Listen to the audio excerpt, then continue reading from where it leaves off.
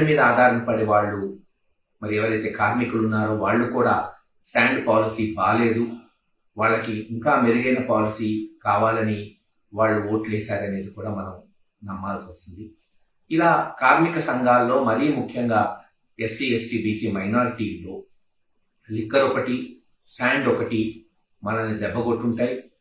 సరే, తెలుగుదేశం చివరిలో చేసిన దుష్ప్రచారం టైటిలింగ్ యాక్ట్ ఎంతో కొంత నష్టం చేసిందనే మనం మరి భావించాల్సి వస్తుంది. అన్నిటికన్నా రాజకీయంగా ఇప్పుడు నేను చెప్పిన కారణాలన్నీ అందరూ చర్చిస్తున్నారు, గ్రామాల్లో మాట్లాడుతున్నారు. తప్పులేదు, మాట్లాడాలి కూడా. తప్పులు ఎక్కడున్నాయో తెలుసుకోవాలి, మరోసారి జరగకుండా చూసుకోవాలి.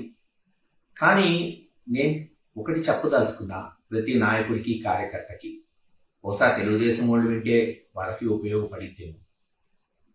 జగన్మోహన్ రెడ్డి గారు పార్టీ పెట్టడానికి, అనతి కాలంలోనే ఆ పార్టీని అధికారంలోకి తీసుకురావడానికి 2014లో ఓడిపోయినా సరే తాను మళ్ళీ 2019లో పట్టి పాదయాత్ర చేసి పార్టీని అధికారంలో తీసుకొచ్చి చరిత్ర సృష్టించడానికి కారణం, ఈరోజు మళ్ళీ చంద్రబాబు నాయుడు గారు గెలవడానికి కారణం ఒకటే, అదే అవమానం. గుర్తుపెట్టుకోండి, అవమానం. ఈ అవమానం అనేది సామాన్యమైన విషయం కాదు. అవమానమే మనిషిలో కసి పెంచుతుంది, ఆయుధాలను పెంచుతుంది, మనిషి పోరాట పటిమను పెంచుతుంది. చరిత్రలో మహాభారతాలు, రామాయణం చదివి పెరిగిన వాళ్ళం. ఆ రోజు కూడా నిండు సభలో పాండవులకు అవమానం జరిగితే పోయి యుద్ధం చేసి యుద్ధంలో రాజ్యాన్ని గెలుచుకున్నారు. అలాగే శ్రీరాముడు కూడా అవమానిస్తే సీతమ్మని ఎత్తుకెళ్ళి జైత్రయాత్ర చేసి మళ్ళీ సీతమ్మని తెచ్చుకున్నాడు శ్రీరామచంద్రుడు. నేను ఆ దేవుళ్లతో పోల్చట్లా, చరిత్ర చెప్తున్నానంతే.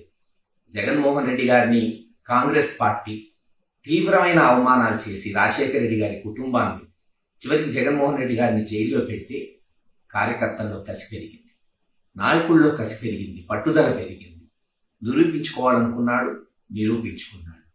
మరి అలాగే గడిచిన 2-3 సంవత్సరాలు కొంతమంది, నేను అందన్నట్ల కొంతమంది వైఎస్ఆర్సీపీ నాయకులు వాళ్ళు మాట్లాడే విధానం, అది ముఖ్యంగా చెప్పాలంటే నిజంగా వైఎస్ఆర్సీపీలో ఉన్న నాయకులు ఎవరు కూడా మాట్లాడాలి.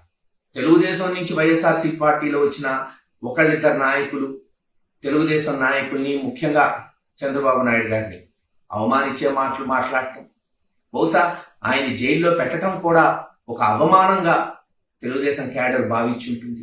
కసి పెరిగింది, పట్టుదలగా పనిచేశారు. ఈరోజు పర్యవసానం మనం చూస్తున్నాం. కనుక ఏదైతే అవమానం అనేది ఉందో అది ఎప్పుడు ఎవరికి జరిగినా అవతల వాడు కష్టపడి పనిచేస్తాడు, సత్ఫలితాలు తెచ్చుకుంటాడనేది గుర్తుపెట్టుకో.